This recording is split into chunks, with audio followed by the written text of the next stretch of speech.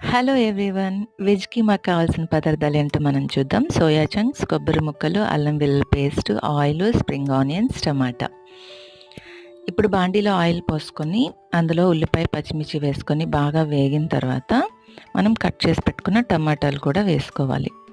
టమాటా కూడా వేసుకొని అది కూడా బాగా మగ్గిన తర్వాత, ఒక హాఫ్ టీ స్పూన్ అల్లం వెల్లుల్లి పేస్ట్, ఉప్పు, కారం వేసుకొని అది బాగా ఫ్రై అయిన తర్వాత మనం ఆల్రెడీ కట్ చేసుకున్న బాగా ఫ్రై అవ్వాలి, ఎందుకంటే అల్లం వెల్లుల్లి పేస్ట్ వేసాం కాబట్టి అది పచ్చివాసన పోవాలి. తర్వాత నేను సోయా చంక్స్ని మిక్సీ వేసి పెట్టాను, కొబ్బరి కూడా మిక్సీ వేసాను.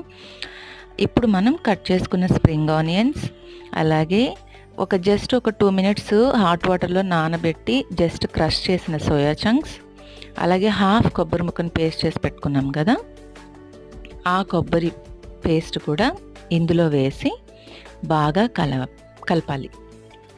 బాగా మిక్స్ చేయాలి.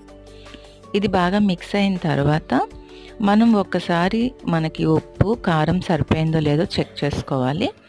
చెక్ చేసుకొని సరిపోకపోతే సరిపడా వేసుకోండి. అలాగే జస్ట్ కొంచెం అంటే కొంచెం లిటిల్ బిట్ వాటర్ పోసి జస్ట్ ఒక 2 మినిట్స్ మాత్రం మనం సిమ్లో పెట్టుకొని దాన్ని కుక్ చేసుకొని దించే ముందు కొత్తిమీర వేసుకొని దించుకోండి.